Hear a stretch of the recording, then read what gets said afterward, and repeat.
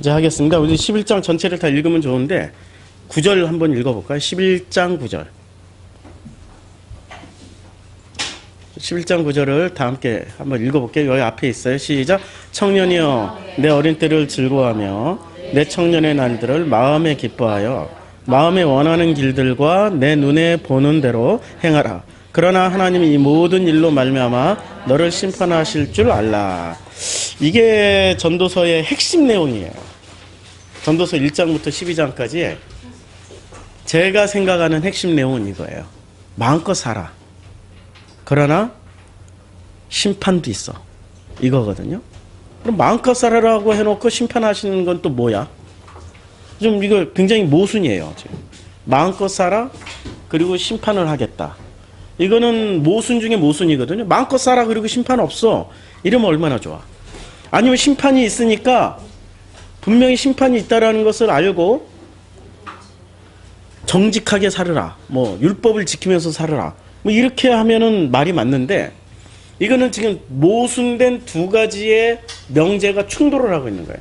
마음껏 살아. 그러나 심판이 있어.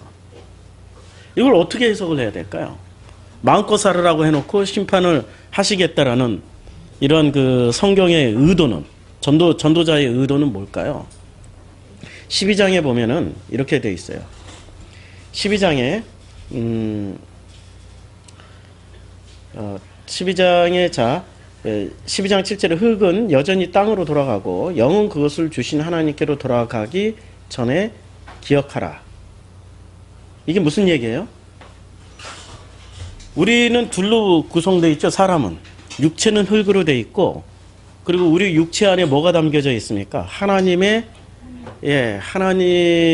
형상이 담겨져 있죠. 그걸 영이라고도 하고 마음이라고도 하고 그거는 그것을 주신 하나님께로 돌아가는 거예요. 하나님의 형상을 우리에게 주셨잖아요. 루아흐를 주셨잖아요. 돌아가요. 그러니까 앞에 얘기했던 청년이 마음껏 내 젊은 날을 기억해서 마음껏 즐겨라. 그러나 심판이 있다는 것도 기억하라. 지금 그걸 다시 한번 반복을 해줘요. 12장 7절에서. 그리고 전도자가 뭐라고 얘기하냐면 8절에 전도자가 이르되 헛되고 헛되도다 모든 것이 헛되도다. 헛되다라는 얘기예요. 그럼 헛되다라는 것은 마음껏 살아라는 것에 대한 방점입니까? 아니면은 심판이 있다는 것에 대한 강조점입니까?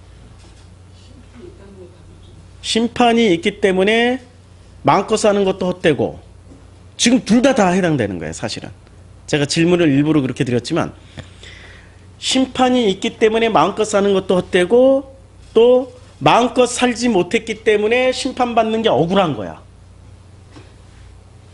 이해가 되세요? 제가 어떤 목사님 그분은 정직한 목사님이세요. 얼마나 정직한 목사님이냐면 신학대학을 어린 시절에 바로 고등학교 졸업하고 신학대학을 갔어. 그래서 그냥 이 양반은 평생 해온 일이 목회밖에 없는 거예요. 연세가 64세가 되셨어요. 근데 이분이 목회자들 모이는 그 자리에서 자기 속 얘기를 처음으로 한 번 한 거야. 너무 억울하대. 살아왔던 자기가 이제까지 술을 마셔봤어, 담배를 펴봤어, 바람을 펴봤어, 노름을 외워서 아무것도 못 해본 거예요. 그냥 목회만 해왔어. 그냥 이분은 굉장히 정직하신 분이에요. 너무 억울하대. 이제는 60세가 넘어가고 자기 속에 있는 뭔가가 이렇게 꿈틀꿈틀 움직이면서 보니까 이제는 다른 여자도 한번 궁금한 거야. 안 해봤으니까 궁금한 거야. 너무 궁금해가지고 솔직하게 얘기를 했어요. 솔직하게 얘기를 했는데 야, 같이 모여있는 목회자들이 들으면서 상담을 할 거 아니에요. 뭐라고 상담하는 줄 아세요? 그렇죠.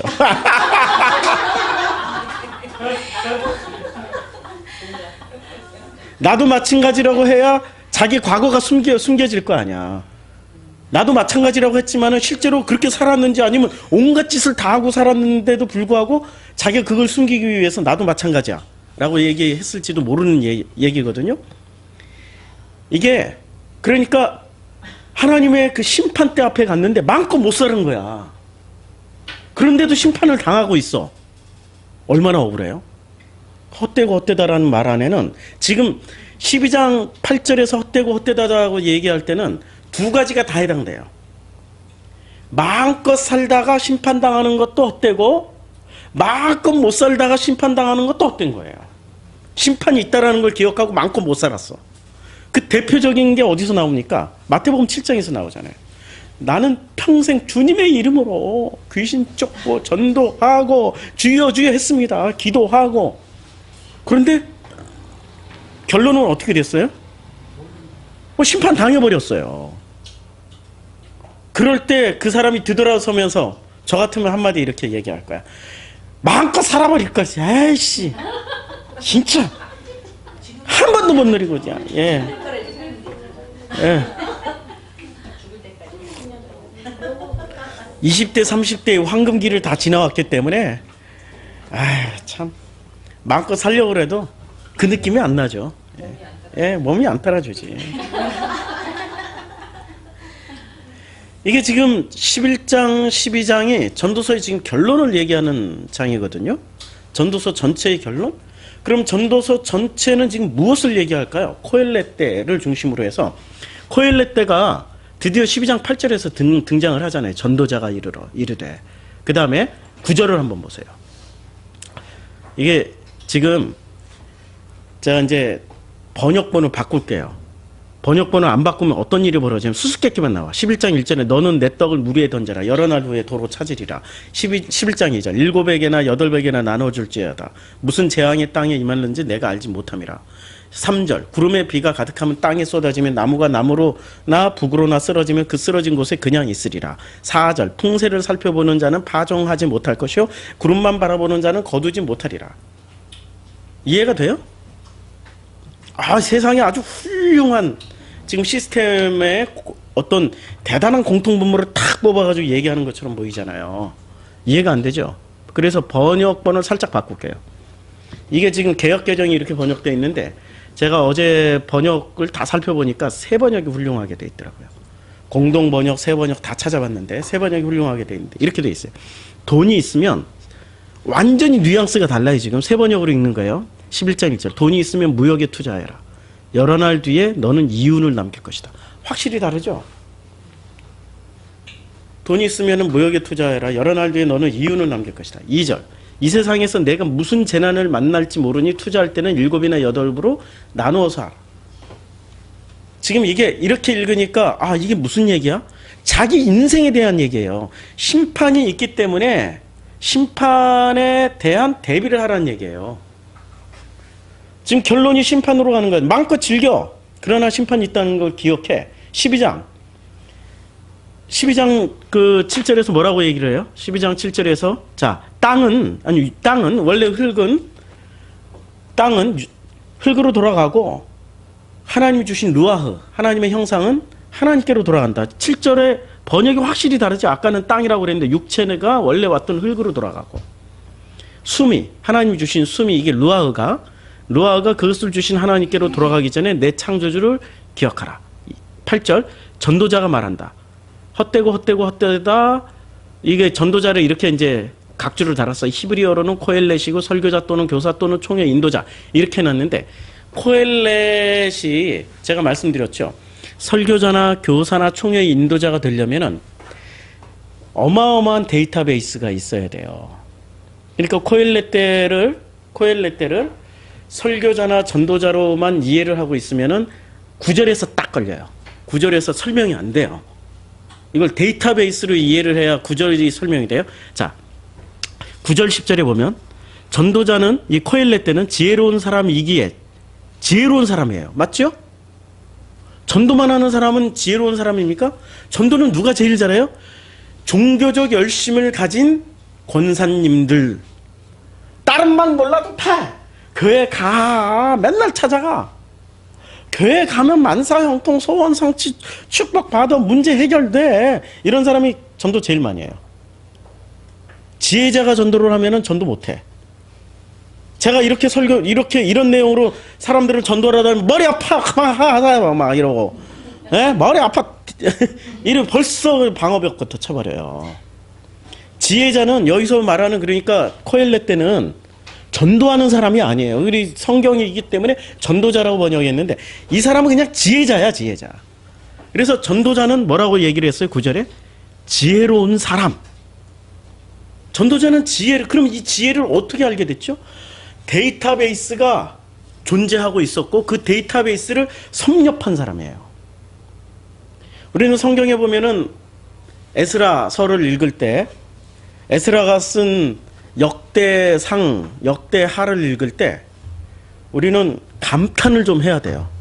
예, 역대상하를 읽을 때 감탄을 해야 되는데 어느 정도로 감탄을 해야 되냐면 역대상하를 읽을 때 이 사람이 에스라라는 이 사람이 족보만 10장을 역대상 1장부터 10장까지 족보만 쫙 썼어요.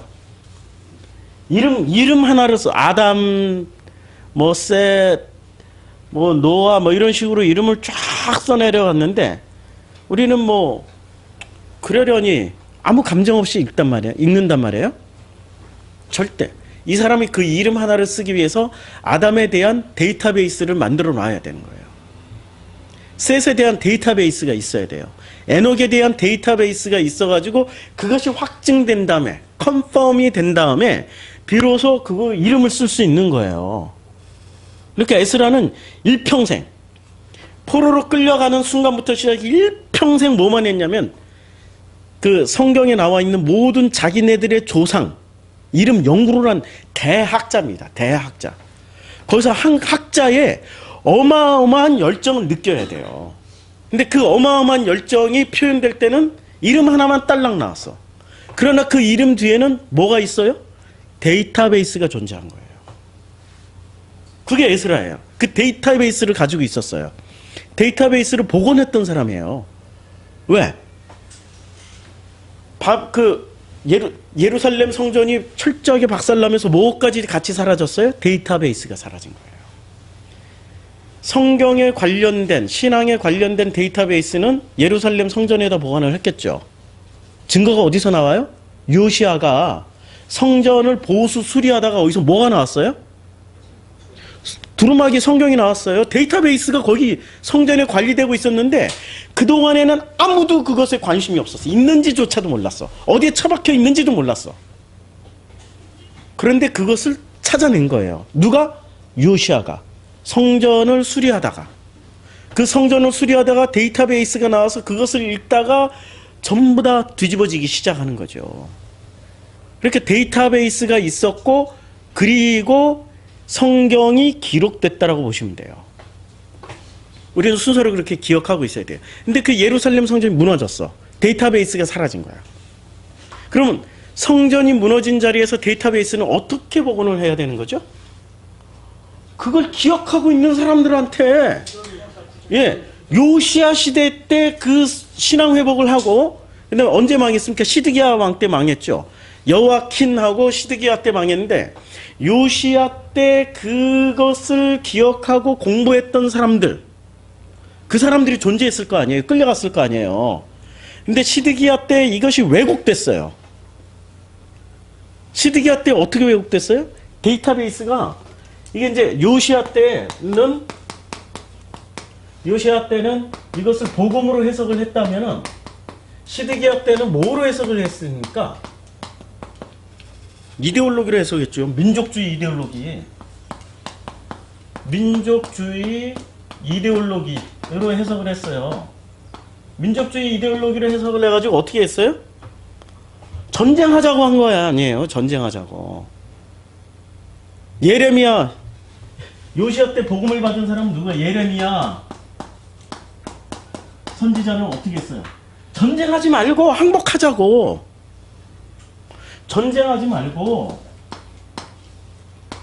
전쟁하지 말고 항복하면은 70년 후에 다시 하나님이 되돌려 보내준다고. 눈물로. 그러면 성전을 지키자.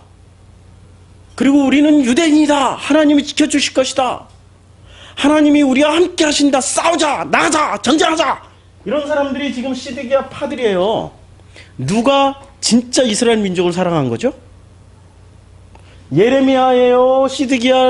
시드기야와 그와 함께했던 선지자들, 그와 함께했던 제사장들, 그들이에요. 전쟁하면 무조건 괴로운 건 누구냐면 백성들이 가장 고통당해요. 백성들이. 예레미야는 정말로 백성을 사랑했어요. 이 사람들은 백성을 사랑한 게 아니라 뭘 사랑했어요? 권력을 사랑했어. 권력을 계속 유지하기 위해서 누구를 이용해 먹은 거예요? 백성을 이용해. 지금 한반도 상황이죠. 나쁜 놈들 같으니라고. 진짜 이런 게 또 설교 나가면 또 우수수 떨어져 나가. 그래서 계속 이런 걸 하나도 안 떨어뜨리고 계속 유지해 나갔으면은 제가 일주일에 한 2-3천 회는 좋게 넘었을 거예요. 떨어져 나갔다가 또 희한하게 일주일에 또 1,000회가 복원이 되고. 그러니까 하나님 은혜로밖에 설명이 안 돼. 저도 잘 모르겠어. 일단 구독자에 관심이 없어요. 주시는 만큼 이렇게 말씀을 드리는 거니까. 이게 지금 구한말의 조선시대의 상황이 아니라 이게 지금 멸망 직전의 예루살렘의 상황이에요. 여기서 자 이제 요 라인은 어떻게 됐어요? 요 라인은 철저하게 짓밟혔어요. 요시야 전쟁 중에 죽었고 예레미야 어떻게 됐어요? 예레미야 철저하게 이제는 그 마이너 그룹으로 갔다가 말 못하다가 사라져버렸어. 죽임 당했어요. 이사야도 죽고 이때 바른 말을 했던 사람들은 다 죽임 당했어. 누구만 살아남았어요? 요 그룹만 살아남았죠. 그리고 바벨론으로 어느 그룹이 끌려가요? 요 그룹이 끌려가요. 시드기야는 눈알이 뽑혀서 끌려가지만 나머지는 고급 인력으로 바벨론의 고급 노동자나 고급 어떤 그 바벨론이란 제국을 유지하기 위한 고급 노동력으로 끌려가요. 자, 이 사람들이 이제 에스라가 성경을 연구할 때 그러면 제일 먼저 뭐하고 싸워야 돼요? 성경을 제대로 기록하려면은 요 민족주의 이데올로기를 가지고 있는 사람들의 머릿속에 있는 편견과 싸워야 되는 거예요. 그 이데올로기와 싸워야 된다니까. 그러면 에스라가 성경을 연구하면서 데이터를 다 모아서 데이터를 모으는데 누구한테 청취를 해야 돼요? 인터뷰를 다 할 거란 말이야. 인터뷰를. 끌려간 사람들이 이 사람들이 알고 있으니까. 그러면 이 사람들의 인터뷰를 다 하면서 이 사람들이 말하는 대로 성경을 기록했더라면은 역대 상하가 지금처럼 쓰여졌을까요? 아니죠. 유대 민족주의로 쓰여졌겠죠. 생각을 해보시라고. 지금 인터뷰를 한 사람들이 이 사람들이라니까요. 이 사람들은 죽임 당했어요. 못 끌려갔어. 감옥에 가 있고 감옥에 가 있는 사람은 끌고 가질 않았어. 바벨론에서. 생각을 해보시라고. 귀족들을 끌고 갔어요. 그 이때 당시 남은 귀족들은 전부 누구예요? 요쪽 그룹들 아니에요. 요쪽 그룹들. 세분화해서 보자고. 그러면 에스라가 이쪽에 있는 데이터베이스, 이쪽에서 청취한 데이터베이스, 이게 코엘렛 때죠. 데이터베이스를 베이스 이렇게 쓰나? 어떻게 써요? 예. 데이터베이스. 뭐 어떻게 써요? ASE. 데이터베이스. 맞아요. 아이고 참네. 데이터베이스. 스펠링 용서해 주세요. 스펠링 잘 못 쓰는 거. 이런 데이터베이스를 다 모았어요. 다 모았을 때 에스라가 이 데이터베이스의 순수성을 의심을 해야 되는 거죠. 그렇죠? 이 데이터베이스를 여기 전부 다 인터뷰해서 하는 거예요. 자료를 못 가져갔다니까. 끌려가는 놈들이 어떻게 자료를 가져가? 데이터베이스를 어떻게 가져가? 예루살렘 성전 안에 있는 데이터베이스는 성전이 무너진과 함께 같이 무너져 버렸는데 그 성전의 그 데이터베이스가 어디에 존재하고 있냐면은 성전 안에 있는 성구, 그릇, 제사 드리는 그 모든 것 안에 그 그릇 하나에도 데이터베이스가 다 들어가 있는 거예요. 우리가 이집트 유물전 한번 갔다 왔잖아요. 이집트 유물을 보면서 우리는 뭐를 느껴요? 그 시절의 그 삶을 우리가 느낀단 말이에요. 그게 데이터베이스예요. 성전 안에 있는 그릇들을 가져갔을 때 바벨론이 다 가져왔어요. 그것을 유대인들이 자유롭게 열람하고 자유롭게 관찰할 수 있었나요? 아니에요. 마지막에 포로 귀환할 때, 고레스 왕 때 포로 귀환할 때 창고에 처박아뒀던 것을 꺼내서 줬다라고 돼 있어요. 창고에 넣어놓고 아무도 열람 못하게 놨어요. 그러면 객관적인 데이터베이스는 다 사라졌고 주관적인 데이터베이스인 사람한테 인터뷰를 해야 되는 거예요. 사람한테 인터뷰를 하다 보니 이쪽 그룹은 인터뷰를 하더라도 혹시 덜어덜어 갔을지도 몰라. 그런데 주류는 여기 한 5% 되고 여기는 95%쯤 되겠죠. 이쪽 그룹이. 95%의 데이터베이스를 에스라가 의심을 하지 않고 그대로 그것을 가지고 성경을 기록했다면은 성경이 민족주의 이데올로기로 기록된 성경이 나왔겠죠. 여기까지 이해가 되죠. 자, 그러면 에스라가 이 데이터베이스의 순수성을 위해서 의심을 하고 이걸 뽑아내야 돼요. 순수한 코엘렛대를 만들려면 요 뭐를 제일 먼저 없애야 돼요? 민족주의 이데올로기부터 없애야 돼요. 이거 다 빼내고 그 다음에 이 민족주의 이데올로기를 지탱해주고 있는 가장 또 강력한 하부 이데올로기들이 있어요. 그게 종교 이데올로기예요. 종교 이데올로기 중에 또 종교 이데올로기를 가장 강력하게 유지시켜주는 이데올로기가 있어요. 그게 매뉴얼이에요. 인간은 있잖아요. 하나님하고 나하고의 관계에 매뉴얼이 있을까요? 없을까요? 예? 예, 그렇죠. 인간이 만든 매뉴얼은 있지만 하나님이 만든 매뉴얼은 있을까요? 없을까요? 없어요. 매뉴얼이 없어요. 매뉴얼이 있다면 모든 사람이 100% 똑같은 방식으로 하나님을 만나야 돼. 어서 오세요. 똑같은 방식으로 하나님을 만나야 되는데, 그런데 100% 똑같은 방식으로 하나님을 만나면은 이상한 거죠. 100명이면 100명이 각자 다 다른 형식으로 만나야 되는 거예요. 100억이면 100억의 사람이 각자의 인격에 맞는 각자의 상황과 처지에 합당한 그 하나님을 만나야 되는 거예요. 그렇죠? 그래야 하나님이지. 근데 100억이라는 인구가 지금 뭐 인류가 한 70억밖에 안 돼요. 70억이라는 인류가 한 가지의 방법으로만 하나님을 만나야 된다. 뭔가 이상하죠. 그게 매뉴얼이야. 누가 만든 매뉴얼일까요? 하나님이 만들었을까요? 아니면은 사람이 만들었을까요? 사람이 만들었죠. 그거 굉장히 이상한 거예요. 그건 의심해야 돼. 사실은 굉장히 많이 의심해야 돼요. 예, 획일적인 거. 하나님은 결코 획일적인 분이 아니세요. 우리 각자를 너무너무 사랑하셔서 각자의 처지와 환경과 인격과 그 수준을 그대로 다 받으셔서 그 상황과 소통하시는 분이세요. 그러니까 아버지지. 못된 아버지는 자식이 10명이 있으면은 하나로 통일시켜. 못된 아버지는 하나로 통일시켜서 전부 다 이렇게 살으라고 가르쳐줘. 각자의 성격과 개성을 하나로 뭉뚱그려서 하나로 만들려고 그런다니까요. 이게 우리 가족을 위한 거야. 뭐 이렇게 아침에 몇 시에 일어나고 저녁에는 몇 시에 자야 되고 뭐 귀가 시간은 몇 시고 철저하게 통제를 해요. 하나로 만들려고. 그런데 어렸을 땐 되지. 20살 넘어가서 군대 갔다 오고 대학 졸업하고 직장 생활하면 그게 됩니까? 안 되죠. 어차피 안 될 건데. 그러면 훌륭한 아버지는 어떻게 해요? 10명의 자식들이 각각의 개성과 장점을 파악해서 맞춤형으로 사랑해 주는 거예요. 맞춤형으로. 각자가 활짝활짝 필 수 있게. 얘는 야밤 스타일이고 얘는 새벽형이야. 똑같이 적용하면 안 돼. 그러면 새벽에 일어나면은 그 장점을 살려서 하고, 저녁에 늦게 자는 애는 저녁엔 또 늦게 자는 대로 상황과 처지를 잘, 그리고 공동체가 서로 자녀들끼리 싸우지 않게 서로 이해할 수 있게. 새벽에 일어나는 애는 저녁에 늦게 자서 잠자고 있는 애들 깨우지 않게 서로 이렇게, 이런 것을 배운 자녀들이 나중에 성장해서 꽃을 더 많이 피운다라는 거죠. 그게 좋은 아버지 아니에요? 좋은 아버지?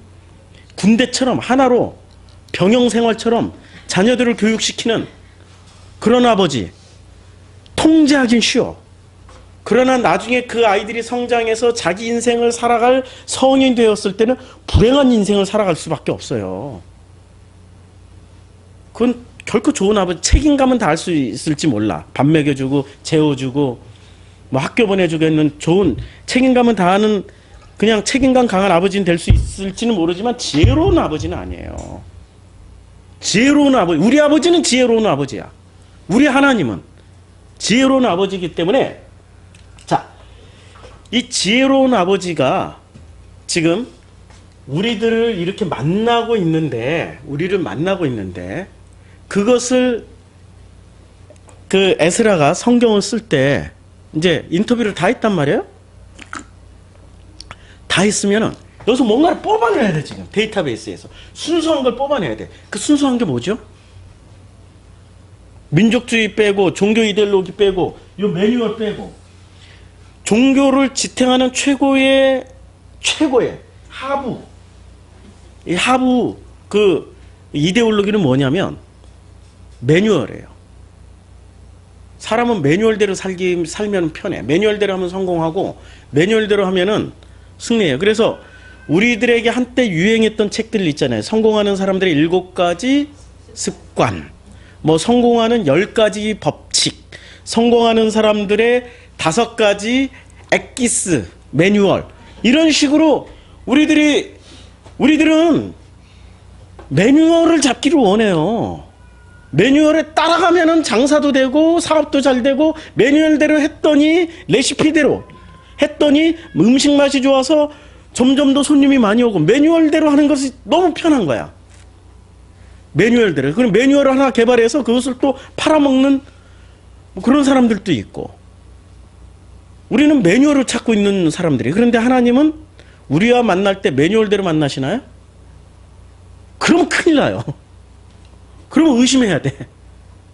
매뉴얼대로는 절대 안 만나시는 분이죠. 각자의 인격대로 만나시는 분이세요. 그러면 거꾸로 이제 매뉴얼이 없어지면은 종교는 어떻게 될까요? 힘을 잃어요. 이 매뉴얼을 한마디로 성경의 용어대로 표현하면 매뉴얼이 뭐죠? 율법. 율법이 100만 가지나 된다는 거 아십니까? 기독교인들의 율법이? 기독교 유대 종교로부터 계승돼 가지고 기독교인들이 지금 그 사용하고 있는 율법. 저도 깜짝 놀랐어요. 믿질 못하겠어요. 제가 올려놓은 영상 있죠. 폴 영의 그 간증. 거기서 나와요. 100만 가지가 넘더라고요. 기독교인들이 지켜야 될 이 매뉴얼이 기억도 못해. 100만 가지. 영어 단어를 100만 개로 외우라 그러면 어떻게 외워? 그런 식이에요. 그러니까 못 지키는 거지. 절대 못 지키는 거지. 그런데도 매뉴얼을 끝까지 주구장창 죽을 때까지 공부를 해요. 그래야 뭔가가 심판을 면할 줄 알아. 그럼 매뉴얼대로 살려고 그래. 심판을 면할 줄 알고. 안 된다는 얘기를 지금 하고 있는 거예요. 지금 전도서는. 매뉴얼이 안 되면 종교는 어떻게 됩니까? 유지가 안 되는 거죠. 그러면 이 민족주의 이데올로기는 누가 유지를 해줘요? 유대는 종교 집단이기 때문에 종교 이데올로기 무너지면 민족주의 이데올로기 무너져요. 대한민국의 그 권력을 잡은 사람들은 항상 제일 먼저 뭐부터 컨트롤을 하죠? 종교. 그 중에 제일 열심히 있는 종교. 네. 기독교부터 잡아서 뭘 집어넣지? 거꾸로. 자꾸 뭘 집어넣어줘야 돼. 썩어버리게 만들어야 돼. 타락하게 만들어야 돼요. 타락을 시켜야 돼요. 타락을 해야 이 이데올로기에 야합을 하는 거죠.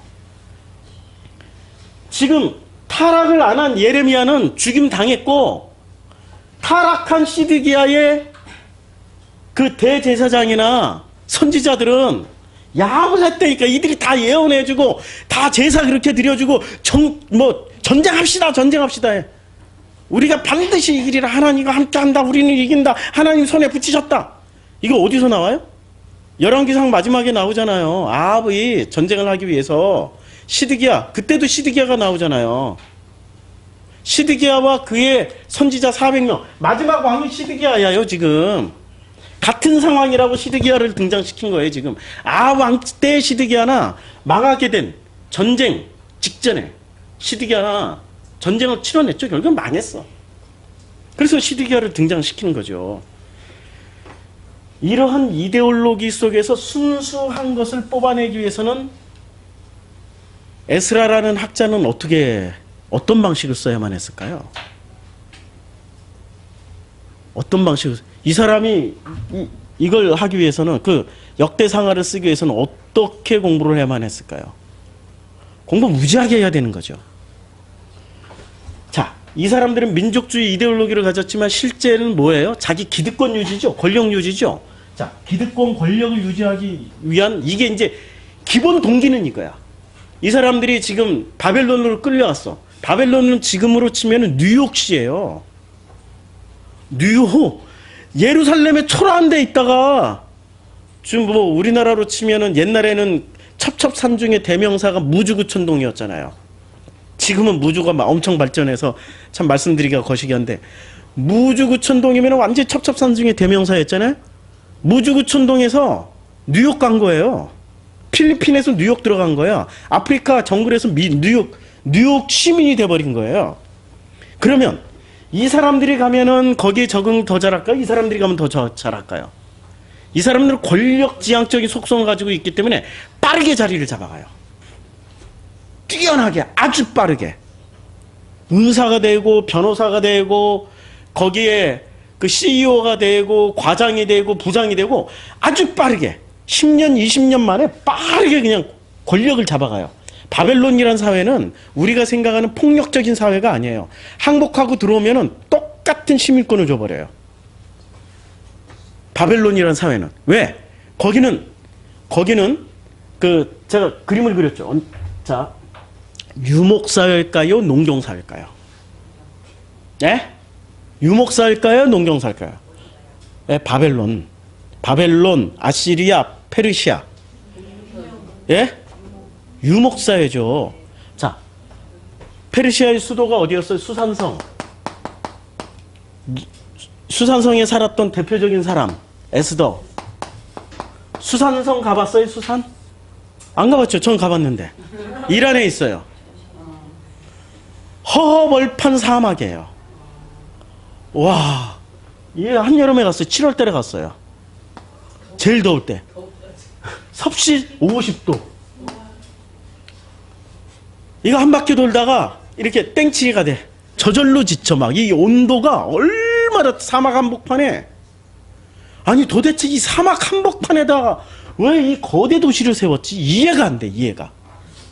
수풀이 있고 우거지고 물이 흐르고 해야 되는데 완전 땡볕인 그 산도 없고 나무도 아무것도 없어요. 그런데 그 수산성에다 뭘 만들어 놨어요? 하늘정원도 만들고요. 공중정원. 어마어마한 관계시설, 지금으로 치면은 우리가 상상도 할 수 없는 토목 건축을 해놓은 거예요. 그럼 왜 그렇게 해놨을까요? 농경사회와 유목사회의 정치 스타일이 다르다고 그랬죠. 농경사회가 독재일까요? 유목사회가 독재일까요? 농경사회가 독재예요. 이거는 지금 유목사회이기 때문에 사막 한복판에다가 도시를 건설해버린 거예요. 유목사회니까. 접근성, 교통로를 좋게 하기 위해서. 그러면 유목사회, 농경사회는 토지를 떠나는 순간 죽기 때문에 못 떠나요. 백성들이 도망을 못 가. 독재를 하더라도 거기서 눌러서 살아야 돼. 땅을 버리는 순간 자기가 먹거리가 떨어지고 직장을 잃게 되고 죽게 되니까. 그런데 그 유목사회는 상관없이, 저게 나를 마음에 안 들어? 그러면 옆 나라로 휙 넘어가면 그만이야. 자기 양떼 소떼 다 몰고 휙 넘어가. 그럼 끝.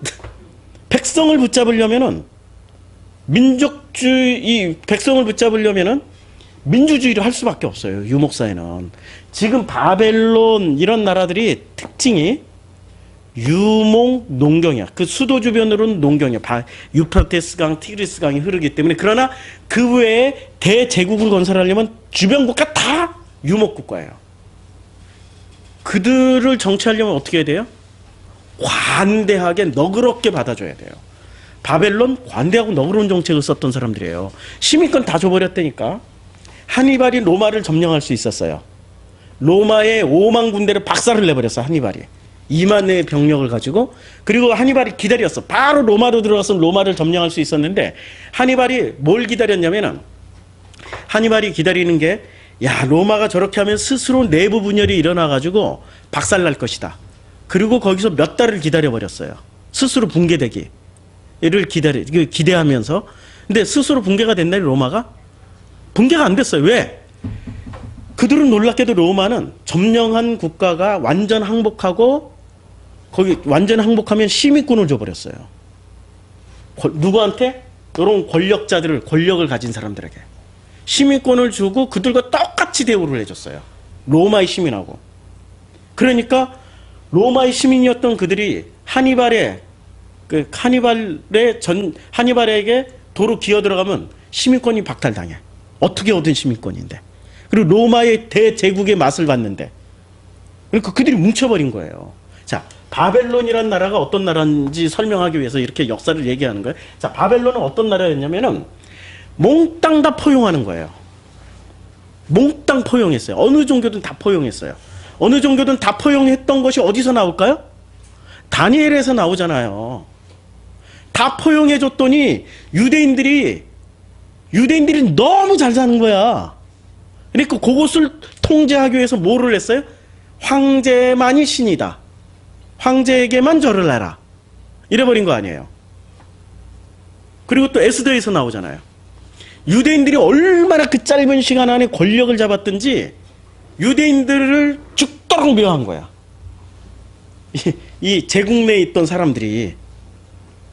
그게 지금 그 갈등이 그 짧은 시간 안에 권력을 잡을 수 있었던 게 이 사람들이 넘어간 게 아니라 요 사람들이 넘어가니까 여기는 권력지형 지역이에요. 짧은 시간에는 권력을 탁 잡았어요. 그러니까 이 사람들 머릿속에서 나오는 하나님은 어떤 하나님들이 나와요? 축복 주시는 하나님, 응? 승리하게 해주시는 하나님, 이런 것들만 간직으로 나오는 거죠. 데이터베이스가. 그러니까 이 순수한 것을 뽑아내기 위해서 에스라가 어떻게 했을까? 에스라 자체가 복음의 눈을 가지고 있지 않으면 못 뽑아냈어요. 에스라가 대단한 사람이죠. 대단한 사람이고 에스라가 그것을 뽑아내서 요걸 기록하는데 여기 성경으로 남아 있어야 돼. 후대가 계속 읽을 수 있는 문서로 남아 있어야 돼요. 그럼 문서로 남아 있으려면 어떻게 해야 됩니까? 이게 성경을 기록하는 대단한 진짜 어떤 스킬이 있는데요. 성경에 사람들을 성경을 읽는 사람들, 이제 성경을 읽는 독자라고 그래야 되나? 사람들이나 그래야 되나? 신앙인들이라고 그래나? 다 같은 말이에요. 신앙인들이 성경을 읽을 때 순수하게 성경을 읽는 사람들이 몇이나 될까요? 성경 처음 읽었을 때 한번 생각을 해보세요. 그냥 있는 그대로 받아들여지던가요? 아니면 어머나 교리라는 틀 안에서 읽게 되던가요? 성경을 잘 몰랐을 때 저 같은 경우는 그랬어요. 성경을 처음으로 통독을 할 때 성경에서 나오는 내용들이 내가 알고 있는 교리 안에서만 보여지더라고요. 이 교리가 벗겨질 때까지 시간이 엄청 걸렸어요. 50년 걸렸어. 교리를 벗기고 나서 그 교리가 벗겨지고 난 후에 성경을 읽었더니 성경 안에는 빛과 진리와 복음이 가득했어요. 그 전에 한 번도 못 봤어. 교리로 읽을 때는. 자, 그러면 이 성경을 읽는 이 사람들의 머릿속에는 어떤 기대치가 있어요. 이 기대치가 있는데 이 기대치의 가장 기본적인 철학은 어떤 철학일까요? 교리라는 철학이 들어가 있겠죠. 근데 그 교리는 또 뭐로 이루어져 있을까요? 이걸 알아야 전도서 11장 12장을 우리가 이해를 할 수 있습니다. 선악 지식의 바탕이 되어 있어요. 그래서 선악 지식의 바탕이 되어 있기 때문에 성경을 쓸 때도 만약에 선악 지식에 유익하지 않으면 사람들은 그 성경을 어떻게 할까요? 폐기 처분해버려요. 선악 지식에 삼았디 아니하면 인간은 그 가치를 모른다니까요. 선악 지식에 1차적으로 성경을 읽을 때는 선악 지식이란 코드를 읽게 돼 있어요. 태어나는 순간부터 인간은 선악 지식에 사로잡혀 있기 때문에, 그걸 가지고 태어나기 때문에, 선악과를 물고 태어나기 때문에 선악 지식으로 읽게 돼 있어요. 그래서 여러분들이 성경을 읽을 때 제일 좋아하는 구절들 다 보세요. 어떤 것을 가장 좋아하나? 잠언 무슨 전도서에 이런 나오는 어떤 멋진 구절들 있잖아요. 그러니까 여기 어떤 구절들이에요? 우리가 아까 읽었던 무슨 뭐 투자를 할 때는 7이나 8로 나눠서 하라, 뭐 이런 식으로 분산 투자하라, 무슨 주식할 때 이런 거 너무너무 좋아해요. 처음에 그런 걸 읽는다니까요. 그런 것만 눈에 들어와요. 그 다음에 들어오는 게 어떤 것들이 들어와요? 그 다음에 마음이 가난한 자는 복이 있나니 천국이 저 있고. 마음이 가난해야 된다. 마음이 온유한 자는 복이 있나. 마음이 온유해야 된다. 화평케 하는 자는 복이 있나니 화평케 해야 된다. 전부 다 복이 있나니, 그리고 복이 있나니에 또 꽂혀 있고. 그러니까 이 선악 지식의 어떤 것들을 만족시켜 줄 수 있는 가면을 뒤집어 쓰여줘야 돼요. 그래야 살아남아. 저도 있잖아요. 제가 알고 있는 복음을 그냥 알맹이 그대로 던져주면 사람들이 받을까요? 못 받아요. 왜냐? 이 복음은 히브리서에서 뭐라고 그랬어요? 복음은 있잖아요. 좌우에 날성검이 돼가지고 심령과 골수를 찔러 쪼개요. 고통, 이 수술하면서 들어오는 수술칼인데? 그거 어떻게 봐도 수술칼인데. 못 받아요, 못 받아. 수술칼이 들어오는데 그걸 수술을 해내야 살아요, 우리는. 우리 전 인류는 태어나는 순간부터 수술 받아야 돼. 어쩔 수 없이. 죽을 때까지 수술을, 누군가 한 번은 그 사람은 수술을 받은 사람은 살아난 사람이야. 심판에서 생명으로 넘겨진 사람이에요. 근데 수술을 안 받은 사람은 심판의 대상자야. 그런데 수술을 받아야 되는, 무엇을 수술을 받아야 될까요? 선악 지식을 수술 받아야 되는 거예요. 그러면 이 선악 지식을 우리는 1차적으로 이걸 붙잡고 있는데, 성경을 읽을 때 뭐를 읽냐면 선악 지식으로 읽어요. 우리 어렸을 때 성경을 읽었던 걸 한번 보시라고요. 뭐부터 좋아하는지. 뭐부터, 저는 제가 좋아했던 구절들 어렸을 때, 뭐 중고등학교 때, 그때 신앙부장 하면서 어떤 것만 뽑아서 읽었냐면은, 일단 신앙부장은 종교부장 아니야.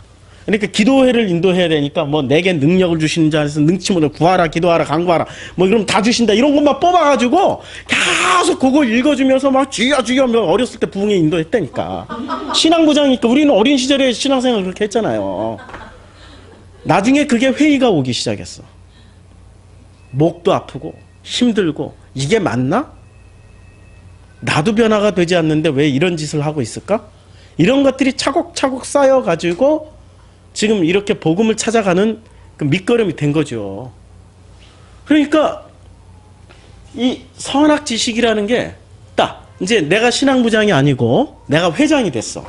그러면 기도하라 이런 걸 뽑을까요? 아니죠. 그 학생회라는 조직을 유지하고 이끌어가는 리더십을 발휘하기 위해서 어떤 구조를 뽑을까요? 충성하라, 복종하라, 그런 거 뽑겠죠. 그러니까 어떤 코드로 뽑아요? 선악 지식의 코드로 뽑게 돼 있어요. 그럼 성경 안에는 뭐가 들어가 있어야 돼? 선악 지식도 만족시켜 줄 수 있는 그 글로 포장이 돼 있는 거예요. 복음. 이 성경 전체가 그렇게 포장돼 있다니까. 그래서 성경은 선악 지식을 벗겨내고 읽어야 돼. 아니면 사랑으로 이렇게 생명으로 덮고 읽어야 돼요. 그래야 성경이 보이지. 그렇지 않으면 성경 절대 안 보입니다. 뭐만 보여요? 여기서 선악 지식만 보여요. 선악 지식만 보여요. 그러니까 에스라가 선악 지식을 덮는, 그러나 표현은 선악 지식으로 해야 되는 이런 상황에 직면한 거예요. 순수한 걸 찾아냈어. 복음을 찾아냈어. 이것을 담아내야 되는데, 이야, 여러분, 역대상하하고 열왕기상하하고 같은 사건을 다루고 있는 거 아시죠? 열왕기상하하고 역대상하하고 같은 사건을 다루고 있잖아요. 근데 역대상하가 더 관대하게 쓰여졌을까요? 열왕기상하가 더 관대하게 쓰여졌을까요? 왕들에 대한 평가가. 왕들에 대한 평가가 있잖아요. 누가 더 관대하게 쓰여졌을까요? 역대상하. 네, 역대상하는 아주 관대하게 쓰여졌어요. 열왕기상하는 아합을 나쁜 놈으로 묘사하고 뭐 이렇게 진짜 열왕기상하는 그냥 팩트를 그대로 썼어. 근데 역대상하는 관점이 하나 들어갔어요. 왕들에 대해서는 너그러워요. 굉장히 너그럽게 쓰여졌어요. 관점이 확실하게 달라요. 그러면 역대상하를 쓴 에스라는 열왕기상하와 비교했을 때 뭐를 가지고 썼다라는 걸 알 수 있어요. 관점. 그럼 이 관점은 어떤 관점이냐 이거야. 왜 이렇게 또 너그럽게 쓰는 이 관점을 가졌을까? 왜 그랬을까? 이때 당시에 에스라가 쓴 역대상하를 읽었던 독자들은 누구였을까요? 독자들. 포로기 시대에 있었던 사람, 포로 귀환에서 읽었던 사람들 아니에요. 그러면 조상들이 잘못했다. 그래서 조상들을 본받지 말고 새롭게 우리끼리 뭔가를 만들어서 하자. 이래버리면은 새로운 걸 만들어내야 되는 거예요. 그런데 조상들의 장점만 뽑아가지고 야 하나님이 이래서 인정하였더라. 하나님 보시기에 좋은 왕이었더라. 하나님이 참으로 만족한 왕이었더라. 이렇게 해놓으면은 그 포로 안에 있던 사람과 포로기 귀환을 했던 사람들이 이 성경을 읽을 때 어떻게 하겠어요? 장점만 뽑아서 읽게 되는 그런 또 그 어떠한 의도가 들어가 있는 거죠. 지금 에스라는 포로기 이후에 어떻게 하면 유대 공동체를 잘 세우고 잘 만들어 날까 했던 학자예요. 맞죠? 지금 에스라는. 그래서 에스라가 다 모아놓고 무슨 짓을 했어요? 유대인들 다 모아놓고 이방인 여자랑 결혼했으면 이혼해. 뭐를 세웠어요? 율법을 세웠어요. 겉으로는 율법을 율법 선악지식을 세웠어요. 내부적으로는 공동체를 지금 뭐로 만들어 나가려고 지금 강력하게 지금 뭔가를 하고 있었어요. 공동체는 유대인들의 공동체를 강력하게 만들어 가려고. 그럼 무슨 공동체 했어요? 종교 공동체. 그러다 보니 선악지식으로도 써야 되고 그 내부적으로 복음도 담아야 돼요. 자, 전 인류가 나는 이상한 게 하나 있어. 여러분 공감하실 거예요. 예수 그리스도가 진짜 예수가 복음이면 전 인류가 좋아할까요? 아니 예수가 지금 예수 그리스도가 이분이 복음이에요. 복음인데 어떻게 전 인류가 지금 이 예수를 존경하고 사랑할까요? 이해가 돼요? 아니 지금 이건 이해가 지금 오늘 전도서 말씀이니까 전 인류는 어떻게 살아가고 싶어요? 청년의 내 젊은 때를 즐거워하고 마음껏 살아 라고 생각하는 사람들이야. 그런데 그 뒤에 심판이 있음을 알라. 이게 지금 전도서 얘기예요. 지금 오늘 11장 12장 얘기예요. 이게 어떻게 가능할까? 가능하나요? 불가능해요. 근데 이게 어떻게 가능해졌을까요? 아니 현실적으로 가능하잖아요. 이슬람도 예수 존경해요. 훌륭한 선지자로. 불교도도 예수 존경한다니까요. 사랑의 메시지, 뭐 예수 하면은 그냥 자기 희생의 대명사, 십자가의 대명사, 모든 문학 작품이나 전 인류는 자주간 이 시대를 막론하고 예수를 사랑하게 돼 있어요. 좋아해. 왜 좋아할까요? 예수를 통해서 복음을 만나서 좋아하는 게 아니고요. 예수가 복음 덩어리고 복음 자체라는 걸 아는 순간부터 예수를 좋아할까요? 수술칼 들고 들어오는데 못 견디지, 싫어하지. 만날 수가, 좋아할 수가 없어요, 예수를. 그런데 사람들은 왜 좋아할까요? 예수 안에 뭐가 들어가 있어요? 예, 선악 지식 코드가 들어가 있어요. 선악 지식 코드, 사랑과 지식과 지혜와 총명함과 이 모든 코드가 다 들어가 있기 때문에 이 코드로, 선악 지식으로 예수는 위대한 선지자요, 위대한 인물이야. 이 인류가 존경해 마지 않는, 꼽잖아요. 예수, 소크라테스. 꼽는다니까? 붙여. 인물 중에 꼽으라면은 이렇게 꼽을 수 있단 말이에요. 그치요? 왜? 놀랍게도 예수는 두 가지 것을 다 가지고 있는 거예요. 복음과 선악 지식을. 그래서 인도의 간디가 옥스퍼드 대학에서 연설할 때 다른 거 안 했어요. 뭐 인도를 독립시켜라, 뭐 폭력을 중단해라, 이런 소리 한마디도 안 했어. 뭐를 했을까요?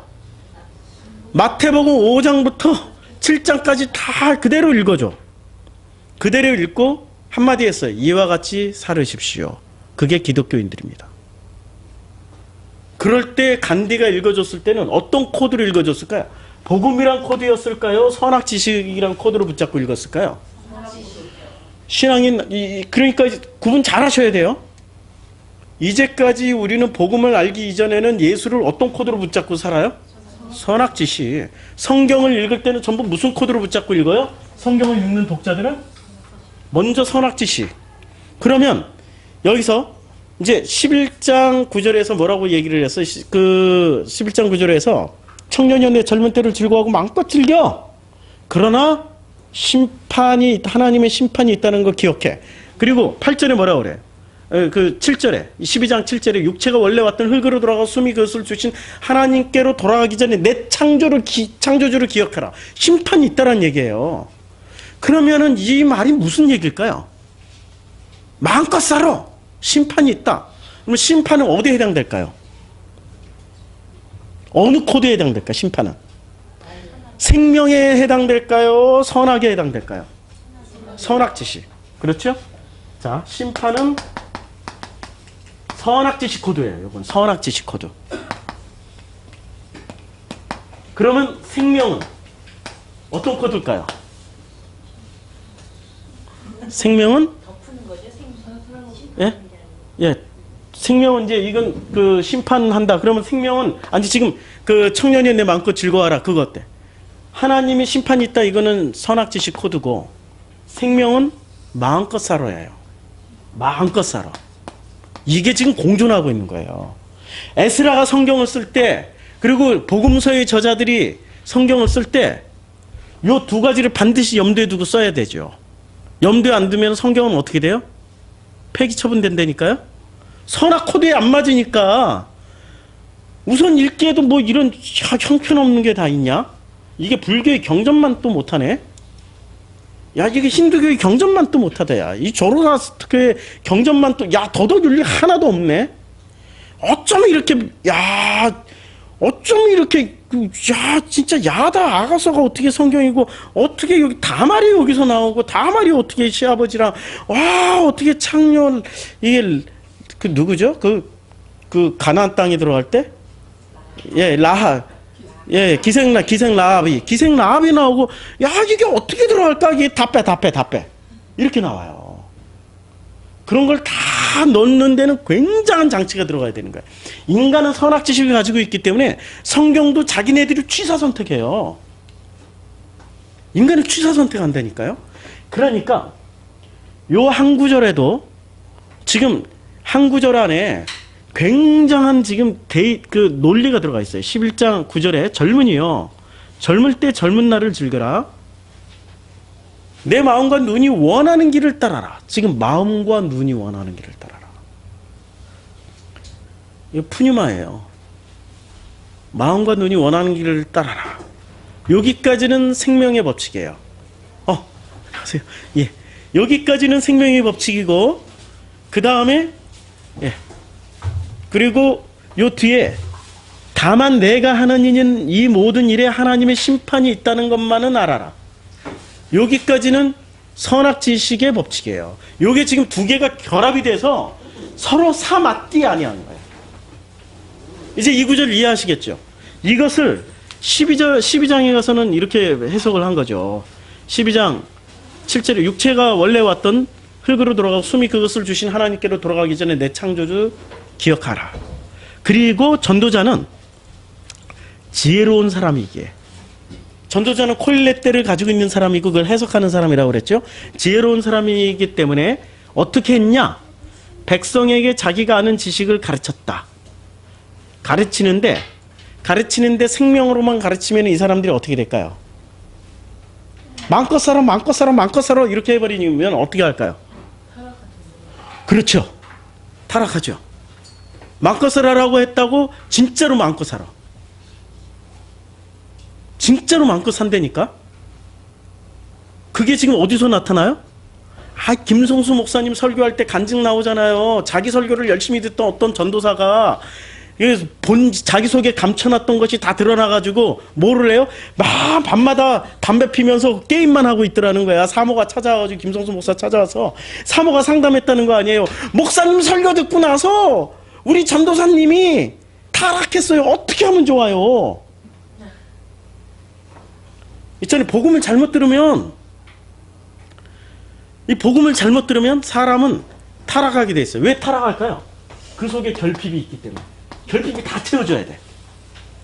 인간은 태어나는 순간부터 원초적인 결핍이 시작돼요. 무슨 결핍? 하나님이 없는, 아버지가 없는 결핍. 하나님 아버지가 없는 결핍 때문에 그래서 종교 찾고 그래서 더 한 걸음 더 뭔가 찾아 들어가는 결핍이 시작돼요. 그리고 또 누구로부터 결핍이 시작돼요? 선악 지식을 붙잡은 이 사회 시스템으로부터 철저하게 결핍이 시작돼요. 선악 지식을 붙잡았지만 선하게 나가든가 이 사회가 결코 선하지 않아요. 지향점은 선이야. 선하게 살자, 착하게 지는 지향점은 선. 그러니까 그 요새 조폭들 말로 옛날 우스갯 착하게 살자, 착하게 살자, 뭐 이렇게 이게 지향점이야. 근데 절대 착하게 못 살아. 우리 인류사에서 경험했잖아요. 착하게 살 수가 없어요. 선악 지식을 붙잡는 순간부터 뭐가 되냐면 전부 다들 심판자가 돼요. 사람 전체가 스스로가 다 심판자가 돼. 부모는 자식 판단하고 자식은 부모 판단하고. 형제는 큰 놈은 작은 놈 판단하고 작은 놈은 큰 놈 판단하고. 친구는 친구 판단하고 저 친구는 저 친구 판단하고. 그래서 우리가 제일 많이 대화하는 열정을 내고 대화하는 게 뭐냐면 뒷담화. 뒷담화 안 까는 날은 사는 의미가 없어.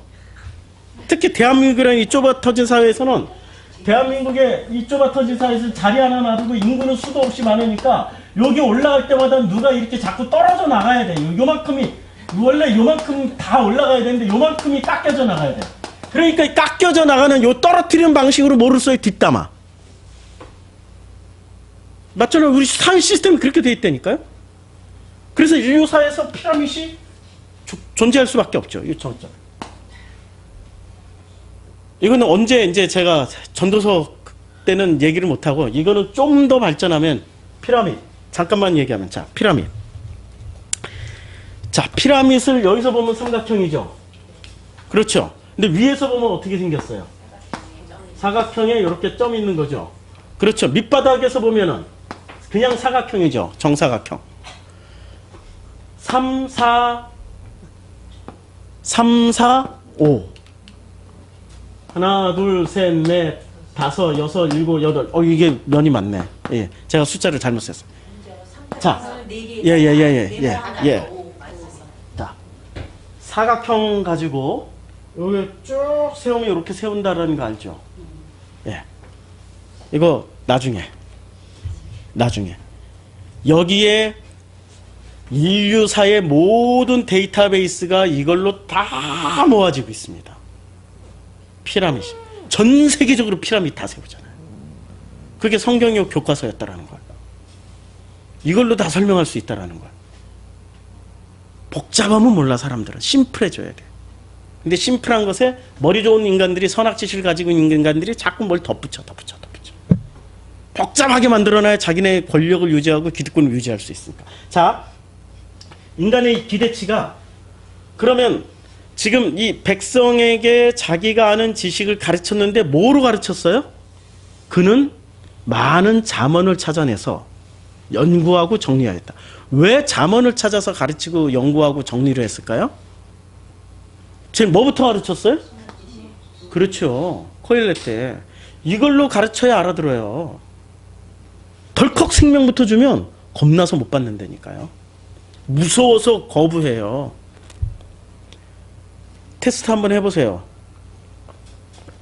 교회 잘 다니고 열심히 있는 권사님들에게 그냥 예수 천당 불신주 이런 분들에게 지금 이 복음을 탁 얘기를 해보세요.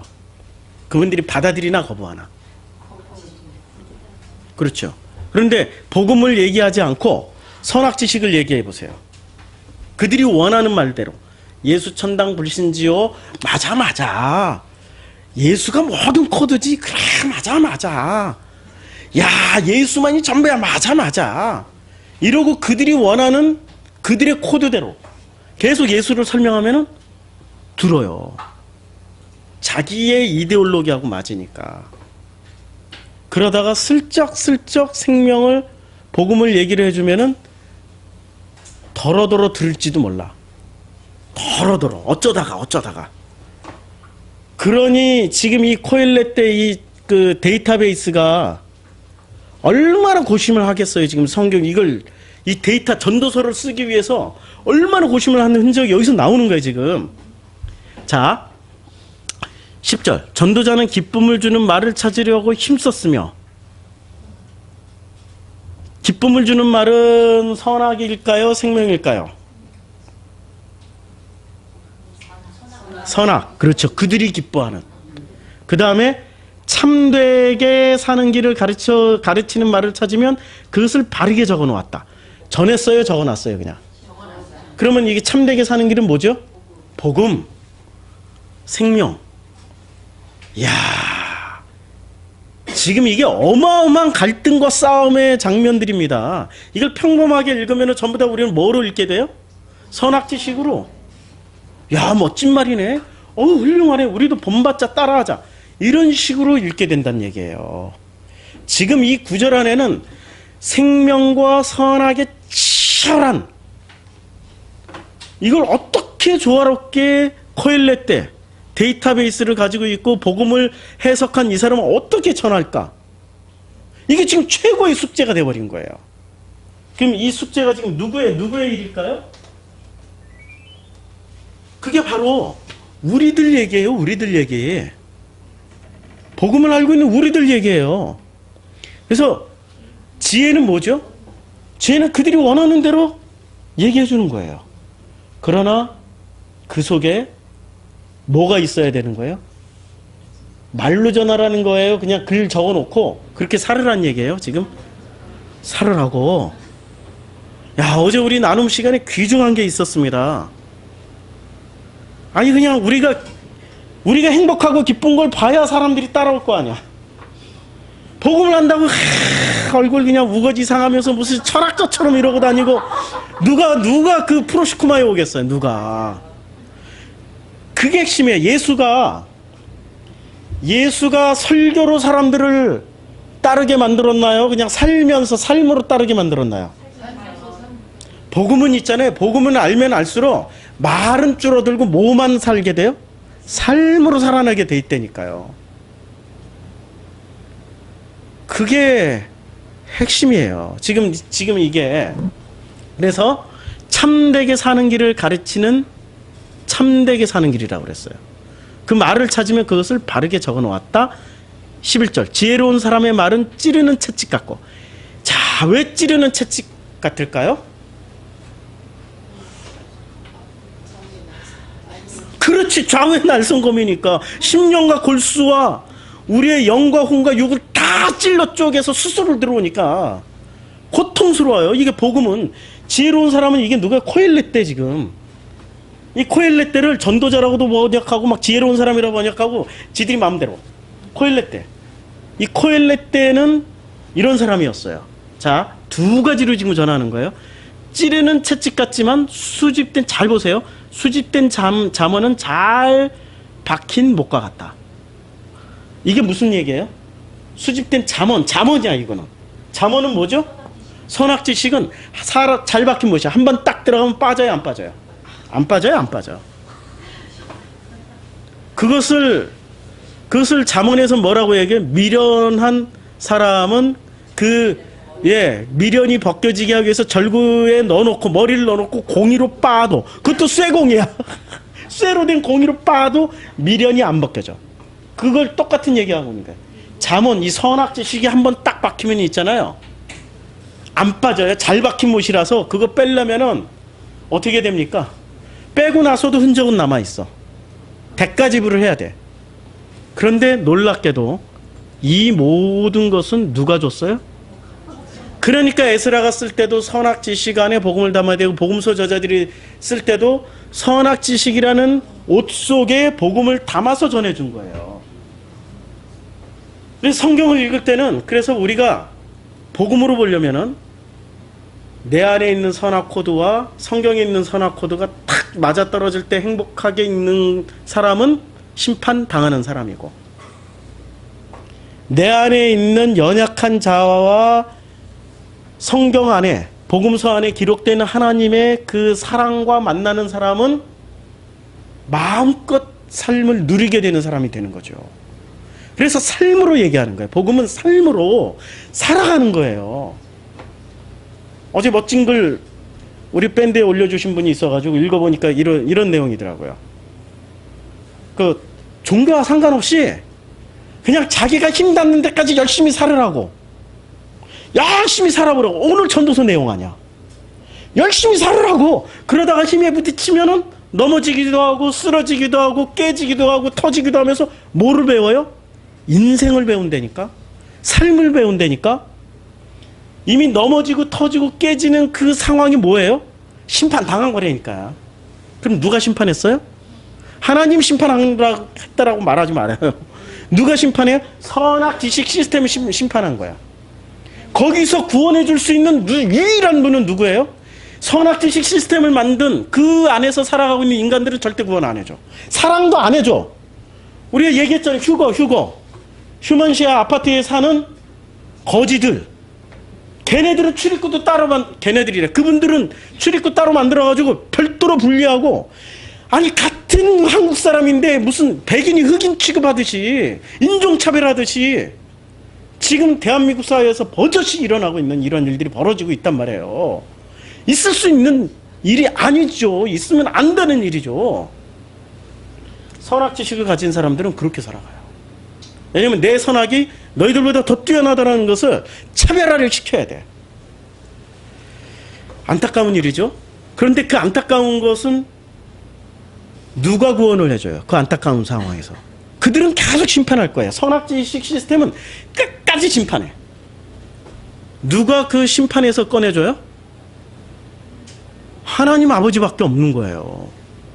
세상은 심판하나 우리는 아버지의 사랑으로, 아버지의 생명으로 그 심판하는 사회 속에서도 당당하게 살아가. 심판 마음껏 해봐. 그러나 우리 아버지는 어제 히브리서 기억하지 않으셔. 우리 아버지는 기억 안 하신다니까. 사람들은 마음껏 심판해. 이 사회 구조는 다 심판하게 돼 있어요. 이 사회의 모든 구조는 심판 구조로 돼 있단 말이에요. 선악 구조니까. 그런데 하나님은 우리를 기억 안 하세요. 그 관계가 회복된 사람들은 그냥 아버지와 아들 관계로 덮어주세요. 그렇죠? 그게 지금 어제 히브리서 내용이 오늘 전도서 내용이에요. 그래서 12장 12절 이렇게 얘기해요. 한마디만 더 한다. 와, 이거 지금 이 진짜 전도서 이 코엘렛다가 얼마나 이 복음에 대해서 정말 야, 참 제 마음하고 똑같아요. 지금 한마디만 더 하면 나의 아이들아라고 이야기할 때는 코엘렛대의 관점이에요, 아버지의 관점이에요? 그렇죠? 잘 이게 지금 내적 화자를 잘 보셔야 돼요. 아버지의 관점에서 말씀하는 거예요. 조심하여라. 뭘 조심해야 될까요? 책은 아무리 읽어도 끝이 없고 공부만 하는 것은 몸을 피곤하게 한다. 이게 무슨 얘기예요? 선악지식. 그래서 할 말은 다 했다. 할 말이 뭐예요? 선악지식 조심하라는 얘기예요. 이건 해봐야 헛되고 피곤하고 끝이 없고 선악지식은 아메바 같아요. 무한 증식, 번식, 자기네들끼리 수많은 변종들을 만들어내는 끝도 없는 박테리아 같은 게 선악지식이에요. 이게 생명으로 덮여서, 그러나 이게 모두 한 목자가 준 거야. 그러니까 생명으로 덮이지 않으면 안 되는 거죠. 그럼 어떻게 해야 돼요? 머리로 살아가요? 주둥이로 살아가요? 삶으로 그냥 살아가요? 그러니까 청년이여, 내 젊었을 때, 젊은 사람들이여, 내 젊었을 때를 즐거워하고 마음껏 즐기라고. 내 마음과 눈이 원하는 대로 마음껏 살아라고. 그러나 심판하는 하나님도 있다라는 걸. 근데 우리는 그 심판이, 참 이런 얘기하면 또 사람들이 역용해 먹어. 이 선악지식이 충만한 사람들은 참 이게 최고의 숙제야 지금. 선악지식이 뼛속 깊숙이 박혀가지고 꺼내기 싫은 사람들, 끝까지 이것을 능해가지고 책 많이 읽고 열심히 공부하고 선악지식 짜집게 해서 모으는 탁월한 사람들이 있어요. 탁월한 사람. 제가 그랬어요. 제가 그렇게 살았다니까요. 책 읽는 거, 이걸로 내 지식, 이걸로 나의 정체성을 만들었고, 지식을 자랑하는 걸로 나의 정체성을 말을 했고, 토론하는 자리에서 내가 이겨먹는 걸로 내가 승리감을 맛봤고, 그게 바로 나였다니까요. 선악지식을 모으는데 뛰어난 사람이었어요. 그런 사람이 성경에 또 하나 있죠. 누구예요? 바울. 근데 하나님은 어떻게 해요? 다메섹에서 치고, 저 같은 경우는 내 인생에서 여러 번 맞았죠. 계속 때려. 바울은 죽을 때까지 감옥에 가서 두드려 맞아. 근데 베드로는 한 번 딱 감옥에 갔다가 그로는 부인하고, 바울은 마누라도 없이 혼자 쭉 고생을 해. 베드로는 꼭 부인하고 같이 다니면서. 이야, 베드로는 어떻게 그게 가능했을까? 이미 그는 주는 그리스도시요 살아계신 하나님의 아들입니다라고 고백은 했지만 삶이 안 따라간 거야. 예? 뭐 때문에? 그 말이 예. 최고의 적인가 봐. 그럼요. 예. 그럼요. 그러니까 베드로하고 바울하고 비교해 보면은 누가 더 복음에 깊숙이 들어가 있는 사람이에요? 당연하죠. 당연하긴데 복음에 들어가지도 않은 바울이 무슨 짓을 했어요? 개바 나와. 1차 예루살렘 총회 때 개바, 이게 무슨 할례를 인정하고 막 이러고 베드로를 잡으러 다녔어요. 복음을 모르는 사람 같으면 어떻게 해야 돼요? 그래, 네가 세나 내가 세나 한번 해볼까? 하고 요거 대결을 하겠죠. 베드로는 피해 다녔고 바울은 쫓아다녔어. 그러면 바울이 선악지식이 더 셌을까요? 베드로가 더 셌을까요? 이거 가진 사람의 에너지가, 무한 에너지가 나온다니까. 이거 가진 사람은 누가 더 세나 누가 이겨먹나 이거 가지고 있기 때문에, 복음 가지고 있는 사람은 아이고 당신이 이겼어요. 심판하시는 당신이 이겼어. 나는 심판당하고 나는, 그러나 아버지는 기억을 안 하세요. 피해 다니지.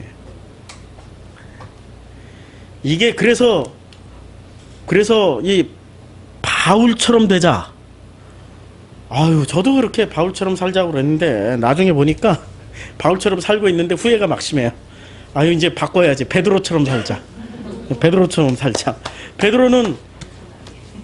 사도행전에 그 예루살렘 총회할 때 보면은 뼈가 없는 인간처럼 보여요. 야고보가 뭐라 그러면 맞아. 바울이 뭐라 그러면 맞아. 뼈 없는 인간이 돼버렸어요. 근데 베드로가 원래 뼈 없는 인간이었나요? 절대 아니에요. 왕고집, 황소고집이었죠. 그 사이 무슨 변화가 있었어요? 복음 안에서 그냥 마음껏 사는 걸 터득한 거야. 마음껏 살아. 그래서 어딜 가든지 간에 사랑하는 부인과 함께 대접받으면서 참 마음껏 살고 싶어요. 마음껏 그래서 할 말은 다 하였다.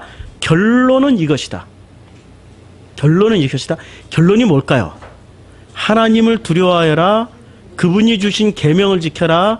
이것이 바로 사람이 해야 할 의무다. 우리는 이것만 딱 읽으면 뭐로 읽게 돼요? 그렇죠. 그런데 이 과정이 나오기까지 굉장히 뛰어난 이 감춤 장치. 감춰버렸어요. 이게 지금 복음으로 읽지 못하면은 전부 다 결론 이리로 간다니까. 계명 지키고 사람이 반드시 해야 될 의무고 하나님을 두려워해야 된다고. 아니 아버지를 두려워하는 사람이 어디 있어요? 아버지는 경외하는 거예요. 존경하면서도 너무너무 존경하다 보니까 감히 내가 어떻게 할 수 없는 그런 상황이 되어야 되는 거지 두려워하면 안 되는 거예요. 그러니까 전도자의 마지막 말도 이 사람 지금 고심하는 흔적이 여기 있는 거예요. 엄청나게 고심해서 이걸 딱 썼어요. 이 장치를 우리는 어떻게 풀어서 읽어야 될까요? 복음 안에서 마음껏 살아. 그러나 심판하는 심판의 시스템에서는 심판의 시스템, 지금 이 세상은 심판의 시스템이에요. 피라미드 대표적인 심판 시스템 아니에요. 여기까지 올라가려면은 이 모든 심판을 다 거치고 살아남은 자만 올라가는 거 아니에요. 심판을 누가 다 했어요? 여기서 다 설명했죠. 심판은 뒷담화로 다 해. 뒷담화로. 음해와 음모로 이 자리 하나까지 올라가려면은 다 떨어뜨려야지 요 한 사람이 올라간다니까요. 이게 피라미드 구조예요. 이게 탑 구조고. 그러면 요 한 자리로 올라가기 위해서 이 사람이 여기 올라가 있는 사람 훌륭한 사람일까요? 정치와 권모술수 온갖 선악 지식으로 가득 찬 사람일까요? 사회는 이 사람을 존경해줘야 돼. 그래야 이런 모델들이 수없이 나오니까. 그래야 이 사회 시스템이 끝까지 이렇게 피라미드로 유지가 돼요. 하나님 나라는 피라미드 구조인가요? 피라미드 구조 맞죠? 하나님, 아들, 성령, 그 가운데 내가 있으니까. 맞죠? 그런데 해석이 다른 거죠. 이 피라미드 안에 담겨있는 해석이 다른 거예요. 여기는 요거 하나만 남기기 위해서 나머지는 다 멸해도 돼. 근데 성경은 기본적으로 하나가 아니에요. 성경 기본적으로 공동체라니까. 성부, 성자, 성령이 공동체예요. 왜 삼일체가 계속 나올까? 그 공동체에서 삶을 통하여서 배우라고. 공동체를 반드시 공동체야. 그래서 우리야. 우리 성경 반드시 우리예요. 나 혼자서 살아남. 그러니까 내가 나 이꼴 하나님이야. 이런 것들은 공동체가 아니고 뭐죠? 그런 것도 영주주의라니까.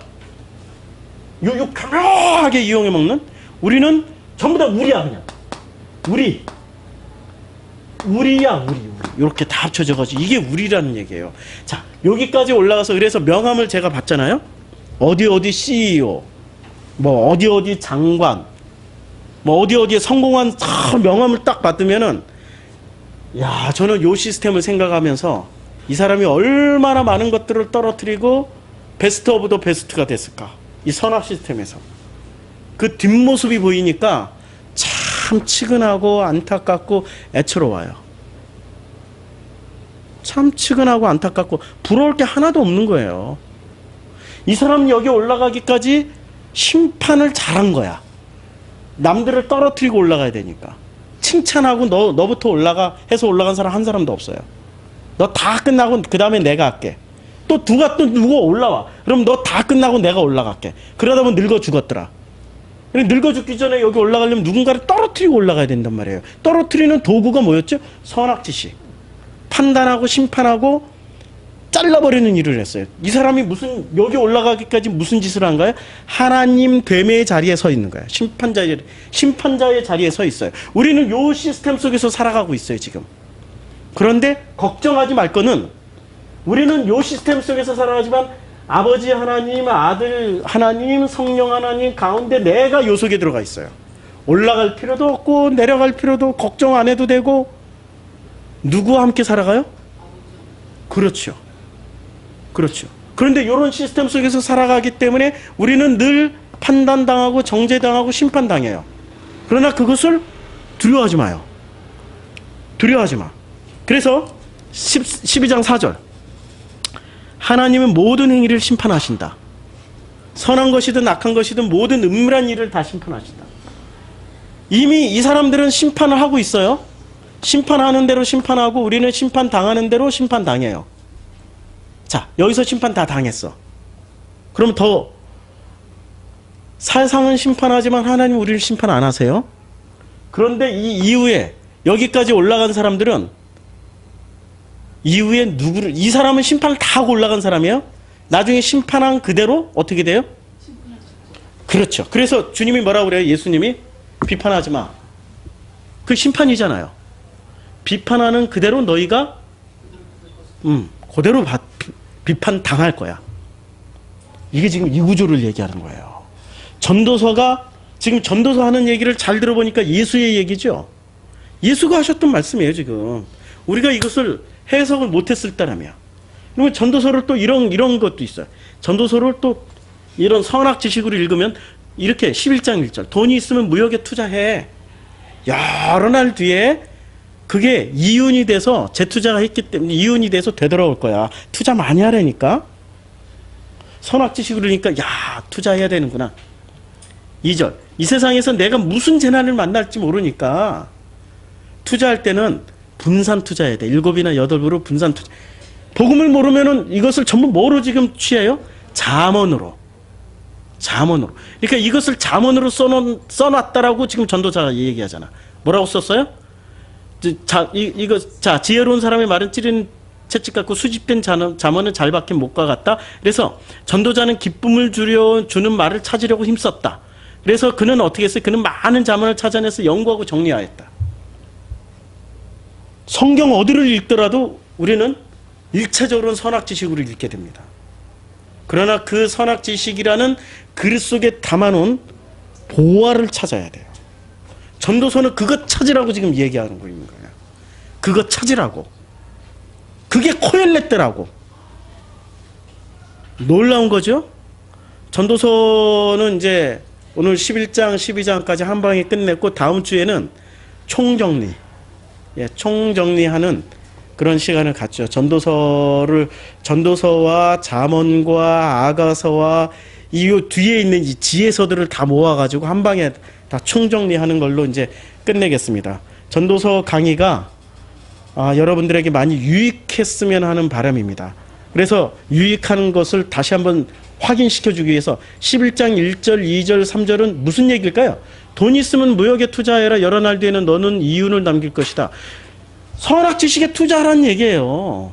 선악 지식 시스템에 투자를 하되 어떻게 투자를 하냐? 7이나 8부로 안식과 부활로 투자를 하라는 얘기예요. 그럼 무슨 얘기예요? 복음으로 투자하라는 얘기예요. 복음으로. 그래서 그 복음으로 투자해놓고 나면 3절 구름에 물이 가득 차면 비가 내리고, 지금 이게 인과법칙이잖아요. 물이 가득 차면 비가 내리고, 그 선악 지식의 기본 원리 아니에요. 인과법칙이. 비가 내리고 땅으로 쏟아지는 법이고, 나무가 남쪽이랑 북쪽으로 쓰러지면 어느 쪽으로 쓰러지든지 쓰러지는 그대로 있는 법이지만, 그러나 바람이 그치기를 기다리다가는 씨를 뿌리지 못한다. 선악 지식은 절대 안 그치거든요. 어떻게 하라는 얘기예요? 5절 바람이 다니는 길은 내가 모르듯 임신한 여인의 태에서 아이의 생명이 어떻게 생겼는지 모르듯 성령에 의해서. 지금 이게 누구에게? 예수님과 니고데모의 대화에서 나왔던 얘기 아닙니까? 바람이 어디서 불고 어디로 가는지 모른다고. 알 수 없듯이 만물의 창조자가 하나님이 하시는 일은 너는 알지 못하기 때문에 어떻게 하냐?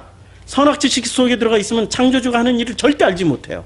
요 시스템에 쭉 아주 그냥 충만한 사람은 하나님을 뭐로 생각하냐면 선악 지식으로만 생각해. 심판자로만 생각해. 그러니까 어떻게 하냐? 6절 아침에 씨를 뿌리고 저녁에도 부지런히 일하여라. 부지런히 일하여라. 이게 무슨 일일까요? 이게 일이라는 게 뭘까요? 아니, 일이라는 게 뭐죠? 지금 앞에 나왔잖아요. 어떤 것이 지금 이게 무엇을 반복해? 어떤 것이 잘 될지, 이것이 잘 될지, 저것이 잘 될지, 아니면 둘 다 잘 될지 알 수 없다라고 뭐라고 얘기를 해요?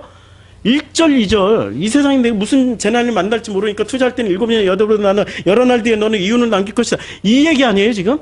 이걸 다시 반복해줘요. 그러면 일이 무슨 일이에요? 복음. 그럼 왜 일이라고 썼을까? 하필이면 선악 지식의 잠언으로 쓰여진 감춰진 의미이기 때문에. 전도자가 그걸 다 설명해 줬단 말이에요. 뒤에 가서 얼마나 이 사람이 정말 고민하고 썼을까? 이 고민의 흔적을 우리는 알아야 되는 거죠. 성경이 기록하는 자, 빛을 보고 산다라는 것은 7절 빛을 보고 산다는 것은 즐거운 일이다. 해를 보고 산다는 것은 기쁜 일이다. 빛과 해를 나눴죠. 아니 해와 빛을 보고 사는 건 좋아. 근데 해를 이렇게 보고 사는 왜 이렇게 두 가지를 반복해서 쓸까? 빛과 해가 같을까요? 그렇죠. 해는 그래서 창세기 1장을 공부를 해야 돼. 빛은 원래 있었던 거죠. 그렇죠. 예, 해는 원래 원본의 모형이죠. 지금 그 얘기하고 있는 거예요. 원형과 모형 얘기예요. 자, 8절. 오래 사는 사람은 그 모든 날을 즐겁게 살 수 있어야 된다. 그러나 어두운 날이 많을 것이라는 것도 기억해야 된다. 다가올 모든 것은 다 헛되니라. 오래 사는 사람은 일찍 죽지 않고 우리처럼 오래 사는 50을 넘겨서 사는 사람들은 모든 날을 즐겁게 살 수 있어야 돼요. 이때 당시에는 50만 살아도 많이 사는 거죠. 예. 그럼 어떻게 해야 오래 즐겁게 살 수 있을까요?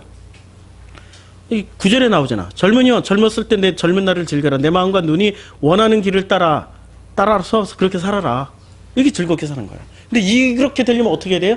아버지와의 관계가 바르게 신분이 회복되고 아버지와 아들 관계가 바르게 되면은 마음껏 살아도 아버지는 심판 안 하셔. 그러면 누가 심판을 해요? 세상은 심판한다니까. 선악지식에 충만한 사람들은 잘했니 잘못했니 뭐했니 제가 이렇게 간단해. 우리 여기서 하는 얘기를 요만큼씩 조금씩만 페이스북이나 제 SNS에 올리잖아요. 난리 납니다. 심판자들이 왜 이렇게 많은지. 다 심판자야. 심지어는 진짜 저 조그만 참 뭐라고 말을 할 수가 없어 진짜. 조그마한 애기까지도 심판해. 심판을 해. 아이고 참. 심판 당해요. 안 당할 수는 없어요. 그러나 그 심판은 누구의 심판이에요? 선악 지식의 기본을 가진 사람들이 심판을 하고 아버지의 생명은 그 심판을 기억을 안 하세요. 우리를 덮어버리신다니까요? 복음이죠. 그래서 우리는 그 관계, 아버지와 아들과의 관계 속에서 마음껏 살아가요. 마음껏 살아가는데 어떻게 살아가요? 마음껏 살아가는데 어떻게 살아갑니까? 이렇게 살아가요. 마음껏 사는데 반드시 이렇게 살게 돼 있어요. 하나님을 두려워하라가 아니라 우리는 바꿔야 돼. 경외하면서 그분이 주신 계명을 우리는 그냥 상관없이 살아가는데 그 사랑을 사랑하고 사랑받는 관계 속에서 사랑하면서 살기 때문에 계명을 반드시 지키게 돼 있는 거예요. 최고의 계명 뭐예요? 사랑이라니까요. 최고의 계명은 그렇죠. 그 다음에 이것이 바로 사람이 해야 될 의무가 되는 거예요. 그러니 선악으로 쓰여졌지만 이 몇면에 흐르는 보이지 않는 것으로 딱 보니까 전부 다 뭐로 쓰여진 거예요? 실제 내용은 생명이에요. 그런데 세상은 누가 이 정점에 쓰죠? 선악을 가진 인간이 정점에 써요. 우리는 이거 관심 없어. 이 안에서 성부, 성자, 성령의 안에서만 살아가면 돼. 근데 세상은 여기까지 기어 올라가야 승리하고 성공하고 축복받은 사람이라고 생각하기 때문에 끊임없이 기어 올라가요. 끊임없이. 그래서 꽃들에게 희망을, 트레이나 포울리스가 쓴 꽃들에게 희망을 우리 50대 이상 되신 분들은 다 한 번씩 읽어봤을 거예요. 그 구조를 끊임없이 애벌레가 기어 올라가듯이 기어 올라가요. 기어 올라가. 근데 그 애벌레는 기어 올라갔어요? 올라갔는데 별거 없어. 그냥 도로 떨어졌어. 밀려서 떨어졌어. 떨어지고 났더니 나비가 되었더라. 그 카톨릭 신자가 쓴 거죠. 그 트레이나 포울리스가 카톨릭 신자인데 가끔 그런 뛰어난 작가들이 있어요. 자, 오두막이라는 영화 꼭 보시고요. 다 이렇게 설명해 놨어요. 오두막에. 그 영화에. 그 다음에 오두막이라는 소설도 있어요. 그거 누가 썼냐면은 폴 영이라는 작가가 썼는데 이분이 목사님이세요. 뉴기니 선교사의 부모님에 태어났고 어렸을 때부터 이분이 성폭행당하고 그 원주민들한테 온갖 상처와 아픔과 그리고 또 백인 사회에 들어갔더니 백인 사회에서는 더 악해. 이게 이 선교사 자녀들이 다니는 학교에 들어갔더니 거기는 더 악해. 더 성폭행 더 많이 당하고 이것을 감추기 위해서 어떻게 했냐면은 속에는 상처받은 자아가 있는데 상처받은 자아를 감추기 위해서 종교적으로 이 선악지식 종교적인 아주 그 깔끔하고 어여쁘고 아름다운 것들만 내놓고 살았더니 인정받고 그 세계 속에서 인정받고 성공하고 성장하다 보니 목사가 되었고 목사가 되다 보니 이만큼 성장했더라. 그런데 기쁨은 없더라. 이중생활을 하고 있더라. 어느 순간 보니 바람을 피우고 있었고 그것도 참 그분이 들어보세요. 제가 이분의 그 치유의 과정 속에서 하나님을 다시 만난 거예요. 그리고 이분이 했던 핵심 키워드는 뭐냐?